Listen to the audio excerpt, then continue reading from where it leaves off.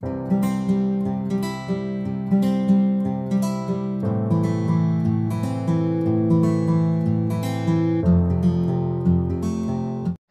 বন্ধু বান্ধৱীসকল, জেৰাগিটিলৈ আপোনালোকক স্বাগতম। আমি কৰ্মগতভাৱে ইণ্ডিয়ান হিষ্ট্ৰী পাৰ্টটো আলোচনা কৰি আছোঁ। আমি এতিয়ালৈকে ভাৰতীয় জাতীয় কংগ্ৰেছৰ অধিৱেশনবিলাক ক'ত কেনেকৈ অনুষ্ঠিত হৈছিলে আৰু তাত অধ্যক্ষতা কোনে কৰিছিলে সেইবিলাকৰ বিষয়ে আলোচনা কৰি আহিছোঁ। আমাৰ মনত এনেকুৱা এটা হয় ন, 1857 চনত যেতিয়া চিপাহী বিদ্ৰোহ হ'ল, চিপাহী বিদ্ৰোহ হোৱাৰ পাছত 1885 চনত ভাৰতীয় জাতীয় কংগ্ৰেছ গঠন হ'ল আৰু আমি সকলোৱে ভাৰতীয় জাতীয় কংগ্ৰেছৰ নাম শুনিছোঁ। আমি সেইকাৰণে গম পাওঁ 1885 চনত ভাৰতীয় জাতীয় কংগ্ৰেছ নামে এটা সংগঠন গঠন হ'ল আৰু যিটো সংগঠনে মানে আমাৰ ভাৰতীয় স্বাধীনতাৰ ক্ষেত্ৰত বা ভাৰতখন স্বাধীন কৰাৰ ক্ষেত্ৰত বিশেষভাৱে ভূমিকা গ্ৰহণ কৰিছিলে।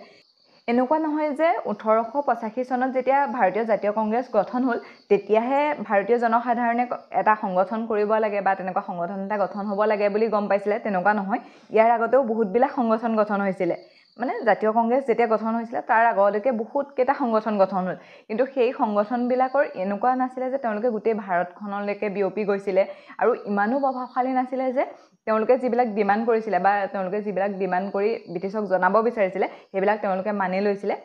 কিন্তু এনেকুৱাও নহয় যে সেই সংগঠনবিলাক গঠন হোৱা নাছিলে বা ভাৰতীয় জনসাধাৰণ সংগঠিত হোৱা নাছিলে।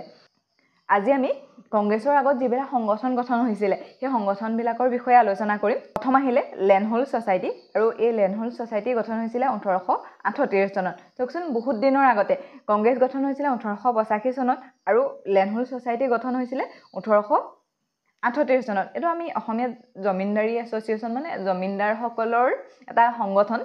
আমি জমিনদাৰ মানে গম পাওঁ ন, মাটি তেওঁলোকৰ বহুতখিনি মাটিৰ গৰাকী বা মালিক হয়, সেই জমিনদাৰসকলৰ এটা সংগঠন আছিলে আৰু সেইটো প্ৰতিষ্ঠা হৈছিলে কলকাতাত। ইয়াক প্ৰতিষ্ঠা কৰিছিলে দ্বাৰকানাথ ঠাকুৰে।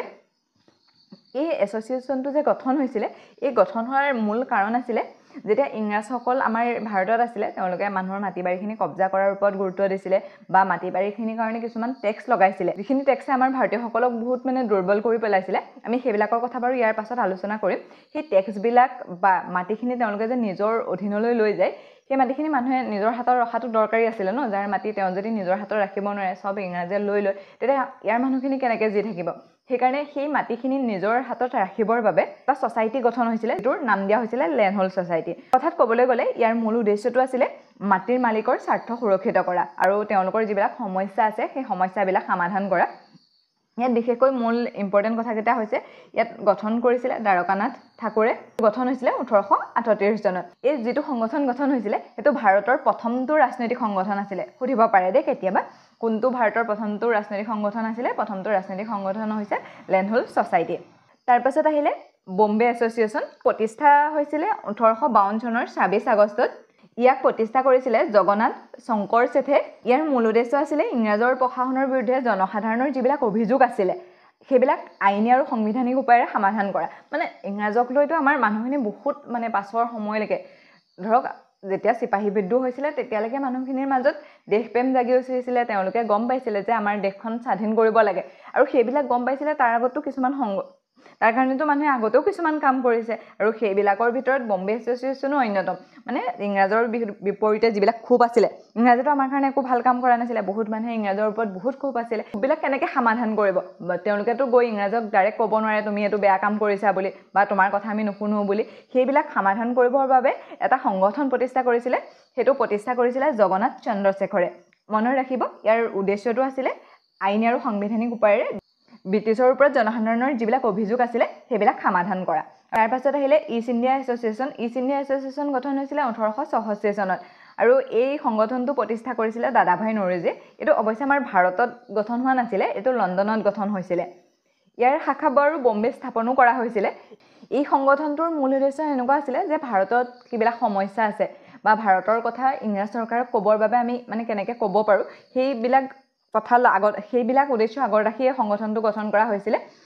অৰ্থাৎ ভাৰতৰ স্বাৰ্থৰ হৈ ভাৰতক কি লাগে বা ভাৰতক কি প্ৰয়োজন, তেওঁলোকে ইয়াত ধৰক শাসন কৰি আছে কিন্তু তেওঁলোকেতো গম নাপায় ন, তেওঁলোক বাহিৰৰ মানুহ, তেওঁলোকে নিজৰ স্বাৰ্থটোৰ কাৰণে কাম কৰি আছে। সেই ভাৰতীয়সকলক যিখিনি বস্তুৰ প্ৰয়োজন আছিলে সেইখিনি ব্ৰিটিছৰ আগত ক'বৰ বাবে ইয়াক গঠন কৰা হৈছিলে আৰু এইটো গঠন হৈছিলে লণ্ডনত।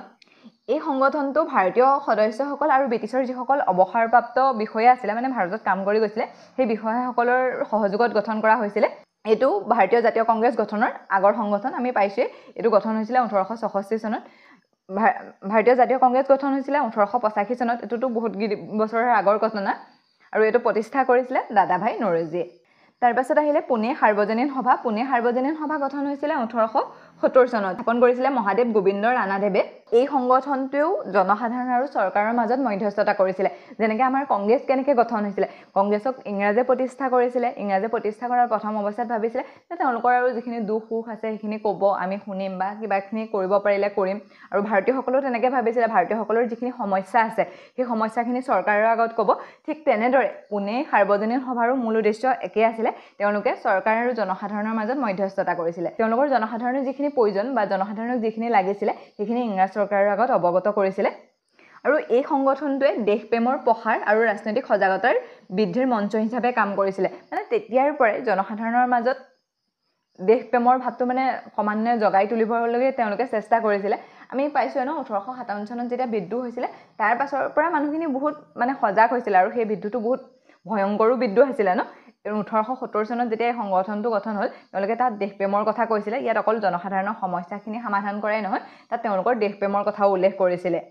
তাৰ পাছত আহিলে ইণ্ডিয়ান লীগ গঠন হৈছিলে 1875 চনত আৰু এইটো গঠন কৰিছিলে শিশিৰ কুমাৰ ঘোষে কলকাতাত ইয়াৰ মূল উদ্দেশ্য আছিলে ভাৰতীয় জাতীয়তাবাদৰ আৰু জনসাধাৰণৰ মাজত ৰাজনৈতিক শিক্ষাৰ প্ৰসাৰ আমি পাই আহিছোঁ ন যেতিয়া প্ৰেছ এক্টসমূহৰ বিষয়ে আলোচনা কৰিছিলোঁ তেতিয়া এখন এক্ট আহিছিলে যিখনৰ নাম আছিলে ভাৰ্নেকুলাৰ প্ৰেছ এক্ট সেইখনৰ জৰিয়তে আমাৰ ভাৰতীয় ভাষাত যিমানবিলাক বাতৰি কাকত প্ৰকাশ হৈ আছিলে সেই বাতৰি কাকতবিলাকৰ ওপৰত প্ৰতিবন্ধকতা লগোৱা হৈছিলে যাতে মানে ভাৰতীয় ভাষাত বাতৰি প্ৰকাশ কৰি পেলাই মানুহৰ মাজত দেশপ্ৰেম প্ৰচাৰ কৰিব নোৱাৰে বা ইংৰাজৰ বিৰুদ্ধে কথা ক'ব নোৱাৰে সেইকাৰণে ইয়াক বন্ধ কৰি দিয়া হৈছিলে কেৱল ইংৰাজী ভাষাতহে বাতৰি কাকত প্ৰকাশ কৰিবৰ বাবে সুবিধা কৰি দিছিলে এই শিশিৰ কুমাৰ ঘোষেও মানে এখন বাতৰি কাকত প্ৰকাশ কৰি আছিলে আৰু সেই বাতৰি কাকতখনৰ নাম আছিলে অমিত বজাৰ আৰু সেই যিখন বাতৰি কাকত আছিলে যেতিয়া ভাৰ্নেকুলাৰ প্ৰেছ এক্টখন আহিলে তেতিয়া 1878 চনত এই যিখন তেওঁৰ বাতৰি কাকত লিখিছিলে অমিত বজাৰ বুলি সেই বাতৰি কাকতখন ৰাতিৰ ভিতৰতে ইংৰাজীলৈ মানে ইংৰাজী বাতৰি কাকত হিচাপে পৰিগণিত কৰিছিলে আৰু এইবিলাকৰ জৰিয়তে মানে ধৰক বাতৰি কাকত বা যিটো সংগঠন গঠন কৰিছিলে ইণ্ডিয়ান লীগ বুলি সেইবিলাকৰ জৰিয়তে আমাৰ যিখিনি জনসাধাৰণ আছিলে তেওঁলোকৰ মাজত ৰাজনৈতিক আৰু জাতীয়তাবাদৰ শিক্ষাৰ প্ৰসাৰ কৰিছিলে মানুহে ধৰক ৰাজনীতিৰ কথাবিলাক নাজানে ন এতিয়াও আমি ৰাজনীতিৰ যিমানখিনি জানো সেইখিনি আমি কিতাপ বা ইণ্টাৰনেটত পাইহে আমি গম পাইছোঁ ৰাজনীতিৰ কথাবিলাক সাধাৰণ মানুহখিনিয়ে নাজানে ঠিক তেনেদৰে সেই সময়তো জানিবৰ বাবে একো সুবিধাও নাছিলে এই বাতৰি কাকত বা অন্যান্য ব্যৱস্থাৰ জৰিয়তে তেওঁলোকে ৰাজনৈতিক শিক্ষাৰ প্ৰসাৰত গুৰুত্ব দিছিলে আৰু